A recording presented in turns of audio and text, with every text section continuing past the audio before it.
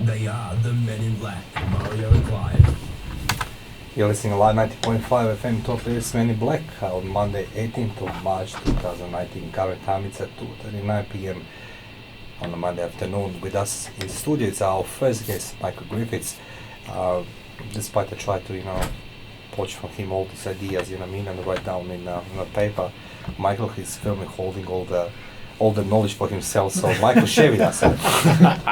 I'm trying. Okay, so first come back to the LA. Continue that conversation about Yeah, LA. we're talking about LA, and you were saying how much you enjoyed flying in there. Just spill the beans. What is it about LA? Yeah, and it's the whole of the US. And I love the thinking. I love the pushing of one another. And I was just sort of talking. I was part of a group over there, and you've got a handful of people in that room who are doing 5 mil a month and 7 mil a month and 11, and it's just simply, if you had that in Australia and then they said, oh well, I'm going to double it for the next time we come back together in 90 days, people in Australia would be, yeah, go for it, but I don't probably think you're really going to be able to do it. Personally, I'd have retired. Where I find the people in the room over there are just, yeah, let's do it, let's go for it. It's just bigger thinking. It's quite different, and I really thrive off that sort of way of thinking, and having those sorts of people around you who just, there aren't any limits. The only limit is you, and I'm not going to encourage you to be the limit. Where I think here in Australia we're a little bit more protective, a little bit more guarded. Maybe we just haven't seen enough of the world to realise that there is just so much out there that we don't have to be guarded. I think it's a peculiar. I think it's a little bit of a lot of the heritage that's here. I used to get that a lot. See that a lot in the UK. You do see it in the UK, not quite as developed here. You also see it in New Zealand as well, whereby it's people being a little bit protectionist. And as I always say to people when I talk about it, there's plenty for everybody. Yeah. Because you've all got different. Unless you're following, for example, in business coaching, a lot of people are following systems. Other people like me have created their own approach to coaching, and people have got different things for different people. So there's plenty for everybody. Yeah. I think we've all got to remember that. I mean, there's millions and millions of people in the world. Yeah. And Michael, I think that's kind of what you're I talking have a about. question for you. What was the best question you've been asked? What was the stupidest question you've been asked? I mean, for the last 40 business. minutes. Well, Steady. If you take me out, there is no big stupid questions. But in that respect, you're seeing a lot of people. They come to you, everybody wants to walk on a fire. Everybody's a smart, but obviously there's a people like me who ask the question, they don't understand what they're asking, and there's a people smart who ask the question, smart question. So, what would be most brutally honest question, which is you can laugh, being asked, and it's like, what are you asking the question? Maybe it doesn't have it related to the business or growing business. Or Yeah, I think sort of at that bottom end in terms of where I sort of scratch my head and go, how are you actually in business? Yes. Some of those questions tend to be, I get people don't know what they don't know, but it's got to be easier to just go and work 9 to 5 and not have the stress of having to run a business. Running a business is hard. So some of the things that how to turn on a computer. Really? Seriously? Yeah. So they had their laptop and they didn't know how to actually turn it on. And I went, well, I don't know really what else you're going to be able to get done in this world. I'm just picking Mario up, he's fallen on the floor. I was just looking at the computer on now. If I could just interject, many years ago, just as personal computers had come in, I was working with a guy who was a mainframe programmer at an insurance company, and he'd seen me developing something on, get this, freelance graphics. Our other guest is too young to remember freelance graphics, but freelance graphics was like the PowerPoint of the day.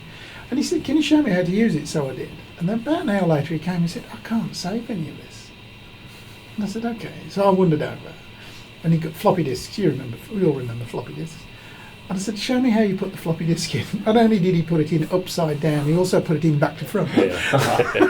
On that point, why do you think everybody remember floppy disk, Clive? What's it? The old technology, mate. I saw the floppy disk for a very, very short period of time, like maybe a few months, and then suddenly it just disappeared. You know what I mean? Like, and I was like, where did Listen, it go? Like, you know, there's suddenly CDs coming. Like, we're playing like it's not like a long play. You know what I mean? But I'm so old. I can remember 7.5-inch floppy disks. I can't, Clive. I never say. I don't want to be, you know, rude, but I don't want to say, you know, you're old. So you know, what I mean? It's because I am. The best question, Michael. What was the best question ever? Best questions generally around systems and processes.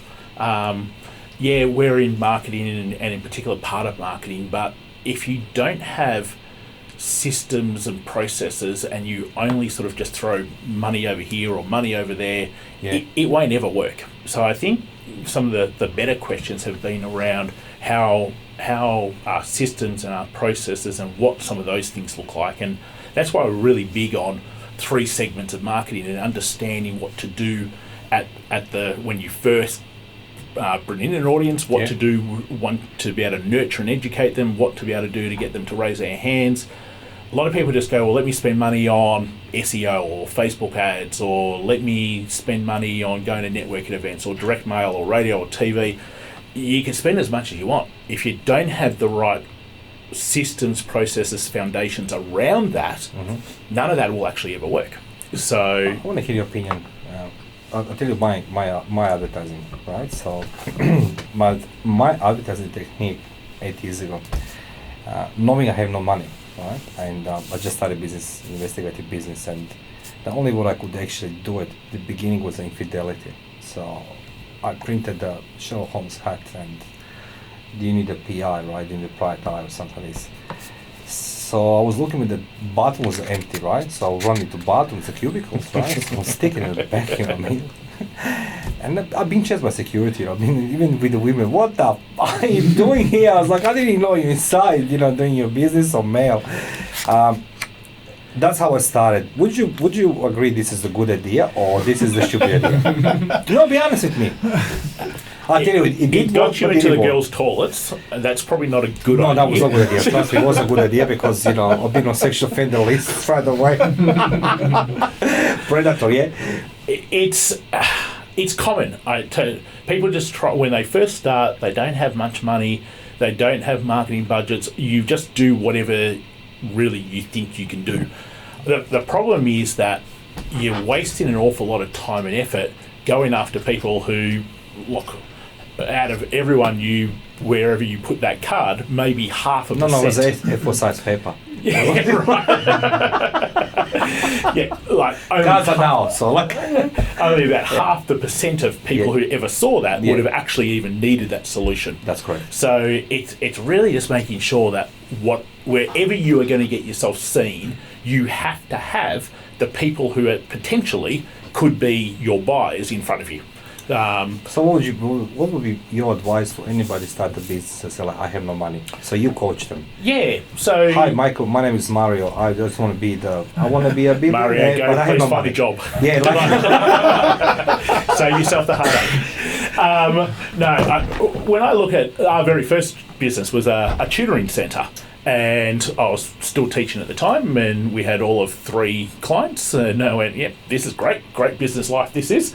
And remember watching some of the kids that I was teaching at the time play netball. And here in Sydney, down in sort of the North Shore, Willoughby, there are like 34 courts that run non-stop from 4 p.m. until 10 p.m.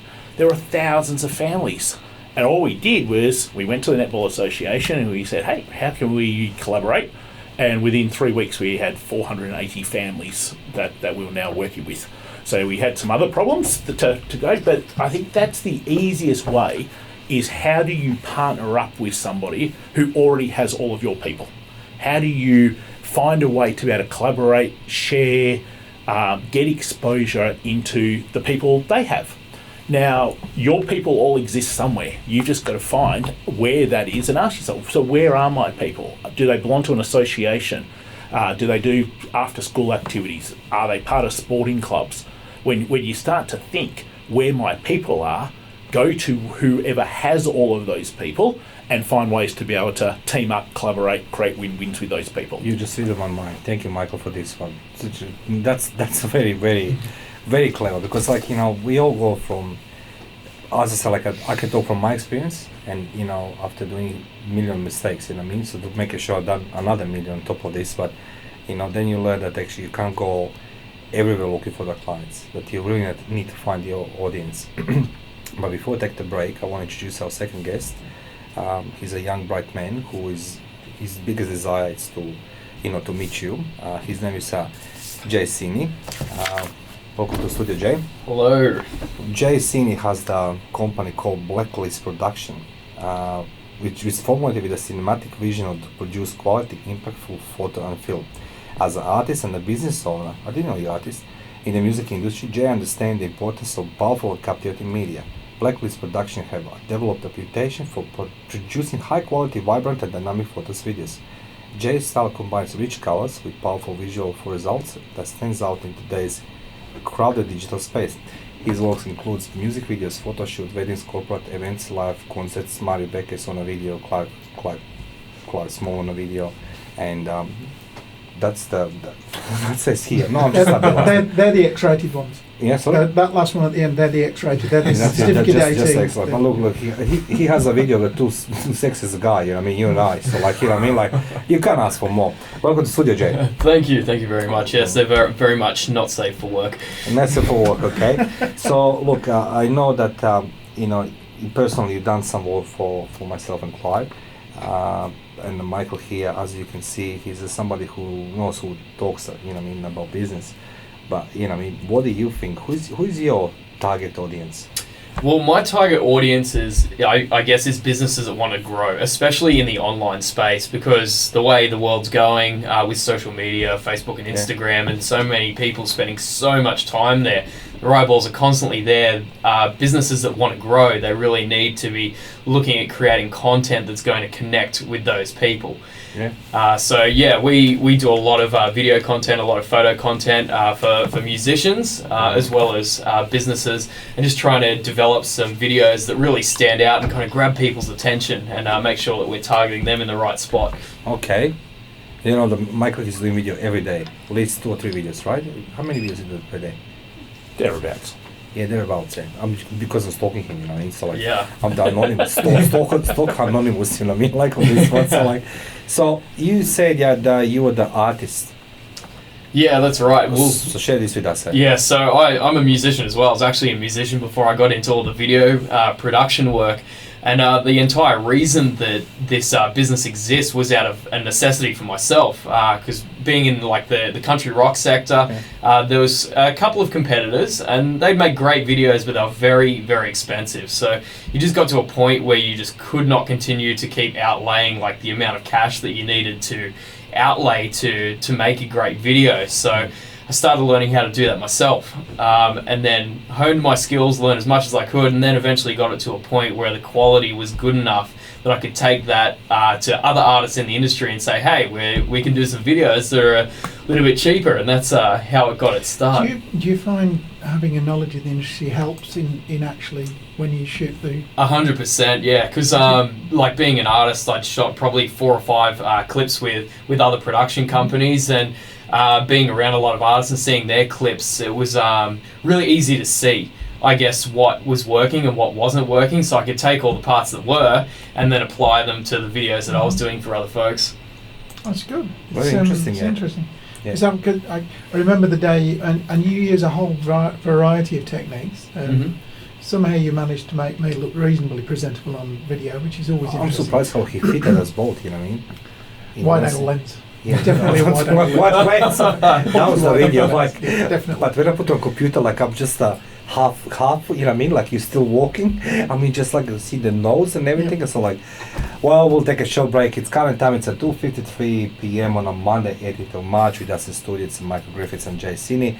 We'll take a short break and come back to you.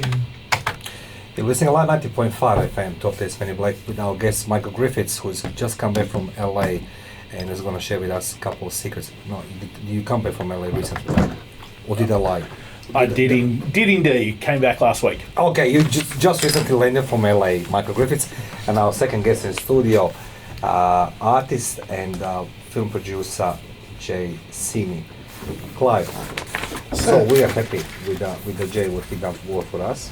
He fitted us both in a Yes, very ultra wide angle lens. ultra wide angle lens. Yes, definitely. But I have Michael, I have a question for you.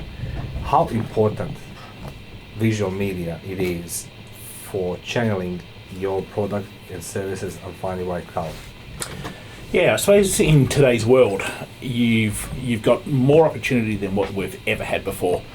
Before, to get seen on a mass scale, you had to have money to be on radio, to be on TV, to be on You still need billboards. it, I mean. You do. Clive are very expensive. Like, Yeah, you jokes do if aside, you yeah, want to yeah. do that, but you think these days you just don't need to do that. You can get seen on people's phones. You can get seen pretty much instantly. If you're not getting exposure across social platforms, technology platforms these days, you're just shooting yourself in the foot. So when you think that you have the ability to educate, to be able to nurture, to be able to show people how good you are at whatever it is, whether you're a restaurant, whether you're a service, whether you're a product, you've just got more opportunity today than ever, and you need to be doing it. Jay, I'm just asking for the friend who sits opposite me. Yep. But the question I have for you, as I asked Michael, was the stupid question he got or the smartest one? So what was the stupidest request for the business video, or what was the best request for the video? Well, I haven't really had too many stupid questions. I think probably the stupidest one is... request for the business video. Well, I got, are you bringing your cameras? Oh, yeah, I might. I think that was probably the stupidest one. Let me think about Michael, this is two topics. Do you know how to turn the computer on, or do you the cameras okay? that one. So yeah, that was probably the silliest It's a bit like one. trying to run a radio show without microphones. Yeah, well, Just- that's yeah. exactly it. I think the best ones, I guess, have just been really the people that are pretty comprehensive about what they want. They ask a lot of questions and they want the details, and that itself is really good for me because it gives me a really clear vision of what they're after. Yeah. So more information is always better. Yeah. Oh, okay. What's the most challenging place you recorded a video? Whoa. Any That was video the Insight business Intelligence offices, wasn't it? because of taking the entire space. You know what I mean? Like that's. Yeah, well, I think with video, a lot of the low light situations tend to be the hardest. We did a clip with a metal band all the way down the coast, and what we decided that we were going to light up the church like with a heap of different colours. Sorry, man. Don't say which churches you'll put on Oh fire. yeah, no, they don't want me to say anyway. The church is like, you can shoot here, but don't say what it is. So we were going to light up the church with all these different colours, but what I did, I turned the red lights on first, Yeah. and it was just red, and it looked unbelievable. So decided, well, let's just get rid of like half of these lights and we'll just Yeah. shoot it completely red, and it looks so good, but it was really challenging to make sure that we were getting enough light into the camera so we could do it justice. Okay, so like we now need to ask again, Michael, how we're going to rid of the Keith Urban. What the strategy is going to be? Yeah, how are we going to knock him off? Look, I think this business with the visual and the content. A long time ago, I chatted with a guy in Canada about this, a guy called Randy Garrison, who works at a university there, and he was saying that content does matter, but at that time, this is probably about 15 years ago. At that time, he was saying, look, the quality doesn't matter, but I think there's a difference between working with the business side of content and working with the creative side of content, which is more where you tend to sit. Yeah. The creative side, it's got to be that, it's got to be right. The business side, I think, if you'll forgive me, I think a bit of grunge doesn't really matter within content, as long as the message is clear and it's coming. I mean, we can all see the fancy television ads, and we know how much people spend on those ludicrous amounts of money. But I think that's the contrast between the two things, because you're selling an artist, whereas in other forms of social media, we're actually selling a service. Now, it's got to be clean, but it can't. it doesn't have to have these mega production values. Yeah, you're 100% right. Like, it's content, as long as it's valuable content, is key. It doesn't have to be shot like completely amazing. I always say to my artists that I'm working with, you know, you want some professional content, but you also want to be doing a lot of other content that's behind the scenes so people can see what's going on. Like Gary Vaynerchuk, for example, like he puts out videos can you say every his name day. again? Vaynerchuk. Furniture. Yeah, that one. Exactly that one. Yeah. That one. Yeah. But yeah, he puts out so much content, and he has a couple of guys that have cameras there like all the time, and it's not necessarily like super professional, but the information that he has in that is really, really valuable. So people watch it. Michael, I saw this with you. Yeah, but it's this business, Michael, of keeping front of mind. Is It what is. that's about. Yep. Yep. I tend to be able to say to our guys, if getting it perfect is what's stopping you, then please don't. Just put it up. Yep. Evolve, get perfect after that. Don't let that be the thing that stops you from doing it. Yep. So we've always been just hey, get it up, and then we can improve it, and we can improve it. And if I look at what we put up maybe 7-8 years ago, I'd probably cringe compared to what we do now. But it's exactly Why people expect to be perfect? Because of the judgment of them, and the people love them, or peers, or friends, or family. I reckon it's a bit of that. They probably haven't learnt that you really can't be perfect, because as you evolve, how you think in 3 months, 6 months, 12 months, just through your own experiences, is going to be different again. So there is no real thing as being perfect. So I think people have just got to, I think having some which is just behind the scenes, how you are naturally, whether, I've been saying this for years and I'm seeing it sort of catching on, there is no business to business, business to consumer. It's human to human. People buy from people, and it doesn't matter what you're in. People go to restaurants because of the people. When you I'll just read something because I want to relate to something what you said, but I don't want to say the name of the company if it's you related. He said Michael is a referral expert to organizations like Business Blueprint, Huffington Post, Entourage, the CEO Network, and Smallman. Are we talking Entourage in Sydney? Yeah. Okay, that's good. And well, we're gonna talk more about then video contact off the record. That's what I say. Like, no, the reason I'm saying this because when I saw the Entourage, I went with the Clive, you know, who's coming. He invited me for that event, and personally, I don't like it. You know what I mean? It's just a sales pitch. You know, I mean, it's all the. It's a big spin for me. As soon as he said $50, you just deposit. That's because you want to be, you know. I was like, Clive, so listen, that doesn't work for me because. But then again, now. I know Jay, you know, I mean, he done some work for us, and you know, perfection doesn't exist because, as you said, like, you know, most of the people, it's depending on what environment want to say, and it's very easy to put somebody down, and never lift your heads up. You know, I mean, in business particularly, because you're expecting that someone's going to be perfect, and you usually get the critiques from the people who doesn't do your business, and they never achieve nothing. You agree with me? No, that's the biggest critiques people in the world. Yeah. I think the pursuit of perfection in anything, first of all, you're setting yourself up to fail because you're never going to be perfect. I mean, a great hero of mine died last week, Andre Previn, very famous classical pianist, composer, conductor, and jazz pianist. He was never satisfied with what he did. Never satisfied. He was always moving on. And we'd always say, you know, people would say, well, that was marvellous. He didn't know we can do better. And it doesn't matter, we don't forget it, but we move on, we learn from it. One of the big issues for me in the space that I'm slowly moving into is that it's this ability to learn from what you've done and what other people have done is what matters most. It's not whether or not what you've produced is. If you think about the way that masters who paint things, the old masters paint. A lot of those paintings, when you actually look at them through a certain form of X-ray chromatography, they're actually layered on top of previous versions of the paintings that went before. And that's what it should be about. It's just, can I improve it? One of the things that I work with, as you will know, is Thought Leaders Business School. They're constantly reshooting their videos because they think they can just improve, and they're not satisfied with what's going on. Now, they're not after perfection, they're just after improvement. And that's the most important thing. It's that old expression, fail fast, fail forward. In other words, move. Keep moving. Who's your hero, keep Michael? moving.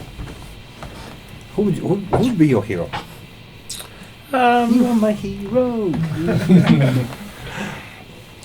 Good question. It was probably Michael Jordan growing up because that's basketball. Michael Jordan. Hmm. I learned some fact recently about him that he played the baseball zone. Yeah, he did. I didn't know this. Yep. And he was being paid like a $15 per hour. Yeah, and it was just simply because he wanted to do something different and be the best at it again. And he started down in the minor leagues and tried to work his way back up. And I think it's the competitiveness of just never giving up, never settling for anything other than the very best you can do, and even going out and having a go at golf. So he's gone basketball where best of the best of the best to baseball where not very good at all, but certainly was not going to let that deter him, to golf, which was even worse still. It must have been a heck of a long way down for him to actually struggle. Jay, who's your hero, Jay? Well, I guess I have America different. or Iron Man's for me. So. Oh, besides you, Mario. Let's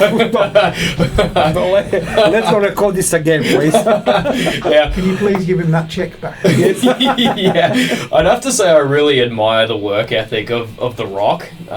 He just seems to just put in the work every day and work really hard, and that's something I've got a lot of admiration for, is really grinding through and just making things happen. That's Dwayne Johnson. I mean, he's famous for coming from absolutely zero, nothing. He didn't have a great deal, and he just worked and worked and worked and worked. And he's Samoan. Sorry? He's Samoan background, which I didn't know this. Yes, yeah, that's right. But the funny thing is, he said American something Samoan. like he went in Canada to play the footy, and the best day didn't happen for him. It's like not getting the contract, being sent back to US. Well, it wasn't just that as well. He bust his knee up, which is a common theme in American professional sport. He got very badly injured, Interesting. and so couldn't go any further with it. Well, we should take it we should give the break to our guests, because there's a list of the questions. Well, they need a break from you. Well, not from you, that's for sure. It's 17 past 3 on Monday, 18th of March 2019. With us in studio, it's Michael Griffiths and Jay Seeney. I will take a short break and come back with more questions for our guests. Our first guest in studio has been grilled. His name is Michael Griffiths from... Michael, what's the name of the company? Referral Marketing Guru. Referral Marketing Guru. Is there's any .com or something, or it's like... If you search Referral Marketing Guru, we dominate that first page. There's no way you can't find Or us. if you like to stalk Michael Griffiths on Facebook, like myself, please be my guest. And our second guest is Jay Seeney. Jay, before I come back to Michael, what's the value of the video? Sorry? What's The value of the video. Well, I guess it's the ability to connect and be able to share. Because as time goes on, I think video is going to be a massive mainstay of any marketing campaign, and I'd say maybe even more and more in the future. More and more we see that video is becoming the absolute predominant aspect of the internet, and it's becoming the predominant way that a lot of us communicate as well. I spend a lot of time doing video chats to people these days, because just the nature of business and the internet and how it works, it's so much easier to do business all around the world, and it's much easier to chat that way. Michael, do you agree with this one? Because as my full-time stalker on your Facebook profile, you didn't cut a lot of video. Is that something you connect much more easier with your audience, when they see you, in honest environment, your home, your office, whatever it is, park car, or it's it's because just they can hear you, or read it rather than see you? Yeah. It's not going to be. It already is, and if you aren't using video, you must. Simply, you get to start the relationship with the viewer like no other way. They get to hear you, feel you, see the emotion, feel the passion. If you're not having that come over, and you just can't have that come over in a blog or in an article or with text, it's just impossible. So to be able to do that now through video, and now LinkedIn Live has just launched for a handful of people. Yeah, that's correct, yes. Obviously Facebook have had live, Instagram, TV and live, YouTube is still and will always be the second most searched search engine. There's just too much that tells you that if you're not doing video, you just need to, whatever the obstacle is, get out of your own way, and you need to be doing it. No, I'm doing it. Don't look at me like I'm just. I'm I was looking at all the listeners. Yeah, I've done like 30 videos right now with Jenny. We just slice it and dice it and everything else. But on that respect, the future of the video, you believe, Jay, that in the future business cards gonna be obsolete? You're gonna give them like something, I don't know, like USB or here, this is my business card. You know what I mean, with the video. Yeah, well, whenever anyone says, "Oh, you know, can I see your photos? You know, what's your website?" I just send them straight to Instagram. Yeah. So I just have my portfolio right there to scroll through them. But I think in the future, you try to set the websites for all people like myself. That's what you're well, I think it's moving away. To be honest, from websites, and moving more towards those platforms. But I think the future for video is probably just more immersive, to be honest. I think you'll see a lot more virtual reality stuff, a lot more holograms when they ever turn up properly. But in the future, I don't think video will ever go away. It'll just change how it's presented. What do you think, Michael, about this one? Yeah, there are so many smart people out there, and right now someone is working on something that we've got even no clue about that will completely change the game. And it just constantly happens. When you think how far things like gaming have come in the last few years, and now that's scary. That is so reality. there's just so much that can happen that it's exciting to where it'll get to. That's a good thought. I'll try and see when he's next in the country. I'll get a friend of mine to come on the show, Bob Cooney, who works in the space of virtual reality, and that's his consulting. And some of the stuff he puts up on his. He's going to be for real here, or it's going to be virtual? I don't know. He could well be virtual knowing Bob. Like, don't check under the table. He's got long flowing grey hair, and I accuse him of having my hair. So, but some of the stuff he puts up, you're quite right, Michael. Some of the stuff he's talking about, what they're doing now with VR, is something else. It's just pushing and pushing and pushing, and when you link that in with artificial intelligence, machine learning as well, so you start to have adaptive images, then you're really starting to get something that's pretty quite profound changes to the way we actually see stuff presented. Michael, you mentioned, we spoke in during the break. You left the school and you started your business. What did you find difficult for you in changing the environment? I'll not call corporate world, but let's just say from that corporate environment to the schooling or whatever you want to call, it's a job to them and to be an entrepreneur. Did you wake up in the morning, it's like, I'm Michael Griffiths, I'm gonna rule the world now, I'm gonna make it that profit, or did you say like, Jesus, much. What I did that day? Okay, please share this. I suppose while teaching, I still ran little things on the side. So I ran sports clinics or did tutoring myself. I always had 2-3 other things always happening, even though I was a teacher full time. So it wasn't a real hard transition. And I think one thing that a lot of people struggle with is if they're doing full-time work or part-time work and they're trying to start a business, it's when do I take the safety net away? When do I just go, hey, it's either going to work for me or it's not? And I clearly remember that.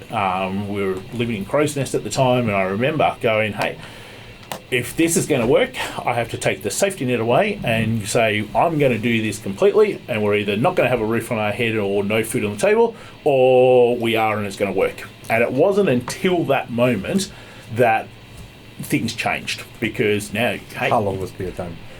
Can you share with us? Not how long you without food, but I know that I'm familiar. Probably. I'm very familiar with that one. So, like, how long? Probably an hour without food. Okay. That probably took a good 12, 18 months to come to that realisation and pull that trigger to go, hey, it's either you do it or you don't do it. And I get all the fear and I get all the talk around it to why you should or why you shouldn't do it that way. Mm-hmm. That's a bit of my personality type. You tell me I'm not going to succeed at something and I'll do everything possible to show you that I will, where some people aren't like that either. Yeah. So the difference between, I give me my 30 kids and let me teach and I'm a pig in mud. I'm super happy. Yeah. tell me to turn up to staff meetings, fill in stupid paperwork, do things which are just so irrelevant to the teaching. Yeah. And that's where I had my problem. So, Jay, same question for you as Michael.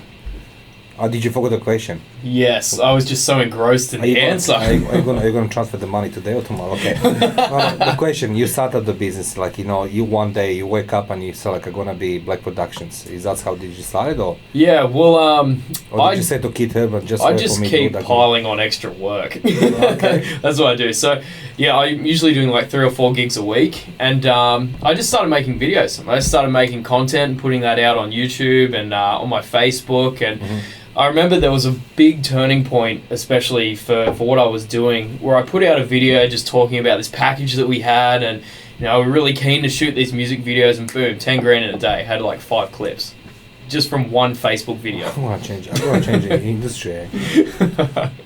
Michael, favorite book? And what are you reading? What are you suggesting?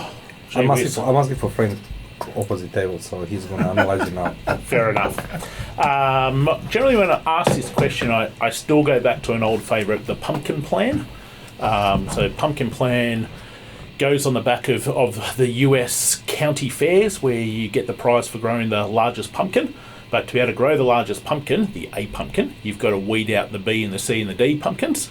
No different to you and your business and your clients. So we're always looking at who are the B, C's and D's, and how do we weed them out so that we've got the space, the head space, and the ability to take on A pumpkins. So I go back to that every 3-4 months. There tends to be a bit of a cull within our client list every 3-4 months, and that's where that stems from. So I think if you're not always trying to find who are your next A pumpkins, then you're just going to end up staying with what you've Clive, got. can you help me that one? I hope that's a book I've not heard of. What did you say? I said that's a book I've not heard of. Michael, you're gonna stay here. You've made his day. I can You leave. made it my day. That's a book. I knew you're gonna come back to this one. We'll not take a break. Eh? Jay, your favorite book. Favorite book? Well, at the moment, I've been reading The Art of the Deal. It's one that it's a Trump one, but I'll cut it out. Did you read that one? No, I've never read it, and I never will. I don't. Is my microphone on? I can't tell. No, it is. It is. Yeah, it is. No, it is. Everything is. All buttons red. Oh, And there sure. should be green. Eh? So- no, seriously, what's the name of the book? The Art of the Deal. Art of the Deal. Yeah, it's really interesting. It's really long, so I've been. This is not like a deal, not deal. It's like art of deal itself. Well, it seems kind of like a life story, really, of how he's like going through these deals. So yeah, it was pretty interesting read so far. Okay. You really don't know that book, Clive? The Art of the Deal. Yeah. Or the Pumpkin. A pumpkin, I know. I'm gonna frame it that one. I'm gonna say like Michael to write on Facebook. I started reading The Art of the Deal.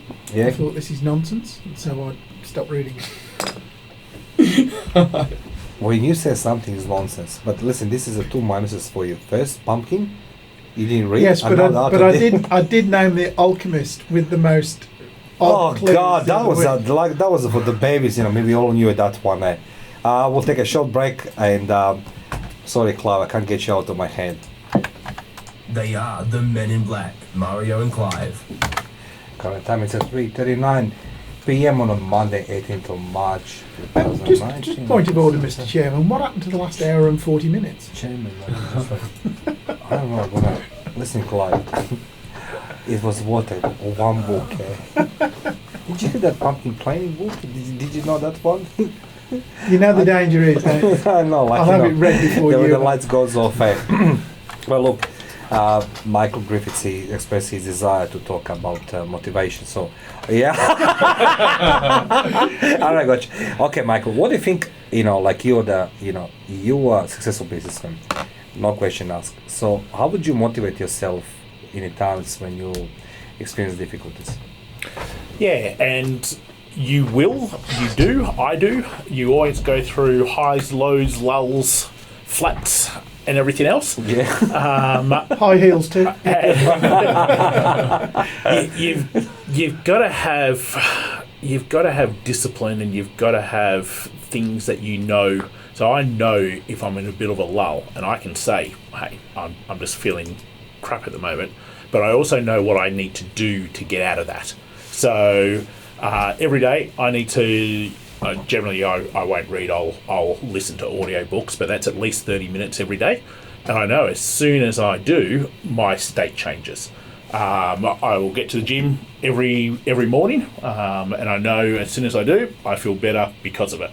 So there are things where if you don't look after yourself, there's no way that you can look after others. And that took me a very long time to work out, that you have to look after yourself first, because there's no possible way that you can then help others in the role that I'm in terms of being able to help people do what we do if I'm not feeling good. So if I'm not being able to show up 100% because I'm not looking after me, then I'm doing a disservice to our people. So that took good 7 years to change that way of thinking. But certainly now through my meditate daily, audio book for 30 minutes every day, gym every day, good night's sleep, on 3 odd litres of water a day. They're just simple things, but I know that they're the things that can make a big difference. Sorry? Simple things, but they make a difference. Yeah, correct. And stuff will happen, and we're all emotional beings. So a client has a problem, something happens in your day-to-day world. We've got to find ways to be able to limit that effect, and each person's very different. And I know certainly for myself, there's a certain song list, a playlist that I'll get to on Spotify, which will just change my state. I'm going to stalk you there as well. Jay, same question for you. What motivates you and how are you motivating yourself? Yeah, well, I think a big thing for myself is goals. If I ever find myself getting into a lull, I think about my goals and I think, well, I'm not going to do it if I'm just sitting here doing nothing. And I'll go to the gym. I find that's a very good way to kind of get out any kind of stress or annoyance at certain things. But yeah, it's the goal setting and always thinking, what am I going to do to hit that next marker? How can I keep pushing forward? So you continuously grinding, that's what it is. Yeah. I saw the gym today as well. I was passing by. You waved to it. Yeah, He's being very modest here. He's actually preparing for his next charity fight. He goes to the gym twice a day, actually. Well, twice a day. Twice, yeah. Well, you know what I mean? Like, but then, you walk in, there's like a banana bread and you're like, what's the call that movie? No, Average Joe, the Dodgeball. You remember the guy there, like with the... let's not go there. Yeah. I think the listeners know what I'm meaning. It's like banana bread. Oh man, I can't come back. Let's go get the water. But Michael, I have a serious question for you.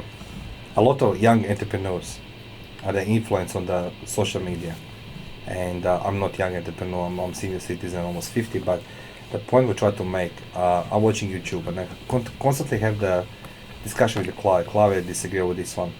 And there's a beautiful ladies in the pool with the laptop and the juice, right? And they're running the business, successful business, 7 figures. What do you think about this one? Is that possible, or this is like whatever I'm doing, man? Is it possible? We're talking about a nice blonde lady. You don't have to talk her. Like I just, I know. But all right, move along. It's not as glamorous as probably what it's made out to seem. Unfortunately, we don't tend to put all the day-to-day struggles on social media. We tend to put when we're on a flight going to LA in business class, but we don't put the flight home when we're in 37F. So it's probably the same. That's a good one next. Yeah. It's very much the same thing, and I think it's why. And I still think I saw something the other month where the average person spends 55 minutes a day on Facebook. So someone's taking up my 53.5 minutes because it can consume you, and you just can't let it consume you. So yes, we've got 7 platforms that we put up at least 2, 3, sometimes up to 5 pieces of content a day on, but it's all scheduled. I'm not actually on there. So I might be lucky if I'm on social platforms for more than 5 minutes in the whole of the day. And how lucky you are. I think I think you've got to find a way to be able to do that, because otherwise it's just so easy to get caught up with everyone else's world, and it's relied upon that we're such busybodies and we want to know what everyone else is doing, that it consumes us and it sucks us in, and we've probably got to get away from that. So it can work two ways. It can motivate you by seeing that sort of stuff and go, yes, I could get there. But it can also have the other effect where you go, well, I'm worthless and look how good they've all got it and I'll never get there. And so I suppose it's a little bit of this and a little bit of that to whether it works for you or not. You're like full laptops. You're like laptop full cocktails. I'm not taking my laptop anywhere near the pool, especially if you're anywhere near the pool. What do you think, Jay, about this advertising online? Young people, they're doing that entrepreneurship. Yeah, I think a lot of what they're doing is they're trying to sell a lifestyle to people so that they'll buy their products, whereas they're really hustling behind the scenes. Yeah. So I think that's a lot of what's going on. I'm sure it does happen. Okay. I'm not going to say it doesn't. But I think definitely the reality is everyone that runs their own business would know it's a lot of hard work. The only people I saw that with laptops was the last week in Singapore, and I come in Starbucks, Raffle City. There's all the Bruce Lee's the Singaporeans, with the laptops, they're all crunching something, but they all go to university. And I think myself like, how you can study in Starbucks? Right? First it's noisy, right? That's the MRT goes passing by. Especially when Mario walks in. No, I said like, dude, where's my coffee? What the? Beep, beep, beep, beep. I was like, hey, because I was the biggest one, tats and everything else, because it was my afternoon off anyway. But it's like, how they can study in that busy, fast-paced environment. They're doing really, they're really doing all these things, And I was like, God, man, I couldn't concentrate myself, if I hear some noise. So, well, it makes me wonder how productive they actually are. Because I find, with a lot of noise, I just, my productivity gets cut in half. There's all sorts of different views on that. That's some people can. Some people can actually just zone in and they can just work. Some people can't. I certainly can't. I can't work in noisy environments. Me either. But I can't work in any environment, but not in this noisy. Well, I've noticed that. Yeah. Apart from when you've got the book under the pillow, and we all know that you're Michael, working. You tell me. You were the teacher. Now you're the mentor. And you saw the youngest and oldest one. How do you read in your book? Can you explain the process of reading a book? Or what would you suggest how to read a book? Left to right, up and down. Yeah. Okay. No. That's a mistake, because there's a book. How to read a book? Did you know that? I didn't know that. Yeah? Well, now we know that. Clive says to me, you want to know... He hasn't yet worked out that it was actually a wind-up. It's a real book, eh? I suppose right now our little one's just at school learning to read, so how am I teaching her? Individual words and then trying to put them together. Okay. That's my level. That's okay. It's hard work. I suppose we haven't really even thought of it. It just eventually happens. Because I have the same speed of reading like Clive, and English is not first language. Mm-hmm. But I have a different method. I don't read a book over during the day. I read a book between midnight to 6 o'clock in the morning. So, you just put the book under the pillow and sleep over, and in the morning, and knowledge being sucked in. There you go. You have been sucked in by someone who taught you. We'll take a short break before we say goodbye to our guests, because we have a few more minutes. You're listening live 90.5 FM, totally Seeney Black, Mario and Clive, and we'll take a short break. Last few minutes, it's time to say goodbye to our guests, to lovely Michael Griffiths from, Michael, again, the name of the company. From Referral Marketing Guru. Okay, but if it's close to the Google Referral Marketing Guru or go on Facebook, Michael Griffiths, you can stalk him freely. Just use my name, Mario Bekes, 10% discount for the old stalking, and Jay Seeney from the Blacklist Productions. You have the website? No, you have something else. Yeah, well, blacklistproductions.com.au. But yeah, you can find us everywhere: Facebook, Instagram, all that sort of thing. Coming soon to a drone near you. You never know. What did you say? Coming soon to a drone near you. When we did some recording, I should explain. When we did some recording, I found him outside with the drone filming buildings, and I later found out why, because it's incorporated into one of the videos. Oh, sorry. So you saw the drone? I saw the drone, yes. I got a video and it's like, when did you record the video, the building, you know, we are in, you know what I mean? I was He's just like, pulling oh. outside. Yeah, so, And then he I was with it. was in the car, I was just like, He's got some other imagery which he's going to share with me, but not with you. no, with me. Oh, yeah. For the last I'm 7 asking minutes. for a friend. Yes. So Michael, what would you give for the last, last 7 minutes we have to say goodbye to our listeners? First of all, thank you for being today with us in studio. We're gonna come back to again. So, but before we let you go, you know what I mean, because we don't want to let you go. What will be your, the some steps would you give to anybody in your life? You know, it doesn't mean an entrepreneur or if somebody want to pursue their dreams. What would you tell them what to do with their lives? You know what I mean? Big question. It is. as we look after people's lives. I think we live in a world today where you can do whatever you want. There is so much information, so much education. You can learn whatever skill you want. You can follow whatever passion you want. We're so connected through technology. Flights these days, it doesn't take very long to get from one place to another place. We just live in a time which allows you to do anything. And I think if we remember that, there's nothing that should stop you. The only thing that really stops you is ourselves, and it's why do that? If there's something, I remember so far a little one who's 6 wanted to learn a skill. Well, you just go on YouTube and you can learn a skill within a week. You're passionate about a cause, do something about it. I think there's just too much opportunity. So whatever it is you want to do, don't just go, well, I'll put it off for another day, or let's just take it, I'll see you next year. You don't have to wait till a new year to start a new goal. Just get going. Yeah. Start taking small steps. And I think that's the other big thing is we tend to get caught up on this. It's so big that I can't do anything about it. No, chunk it down and just what's the very first thing that you can do? And once you get yourself started, it's amazing how quickly things can change and do change. And before you know it, you're motivated and you're off and running. So I just think don't just sit and do something if you're unhappy in doing it right now. Do something about it. Michael, thank you for that one. That's a Michael Griffiths from the referral marketing guy, the god of the referrals. Sorry? Referral marketing guru. Guru. Referral marketing guru. Guru, yes. Did I say, Michael, can you say again, referral what? Referral marketing guru. Okay. Jay, same question for you. Same question. Yes.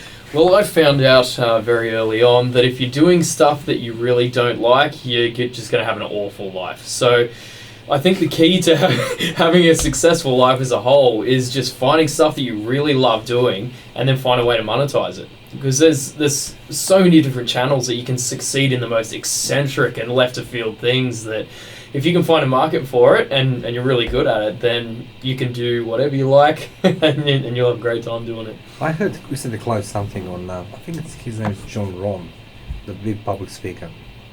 John Ron, yeah. Jim. That's what I said. And he said something to that, one. I think recently he passed away or something, like, whatever it was.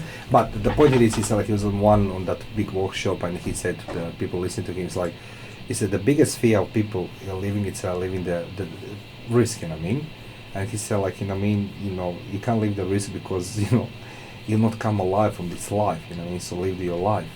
And that's grabbed my attention. But we are at the end of the show. Michael, thank you for being our guest today. Absolute pleasure. We're gonna put this on podcast soon so people can reach you, because it's powerful what you said. Jay, thank you for being our guest as well. Thank you for having me. And you're welcome. So, thank you for that chocolates you brought, and Clive took it away from us. So. Of course I did. Look, thank you. It's a great pleasure to meet. Michael, as I said earlier, known you on Facebook for a while. It's great to finally meet you in person, and thanks for the time that you've taken. And Jay, of course, if you can make me look good on video, then you're what a professional. What's up with what about me? It's all about you. Oh God, yeah. I only say 190.5 FM. Totally, that's 3:58. 2 more minutes before the news. Thank you for listening our episode, and we'll speak to you and talk to you following Monday.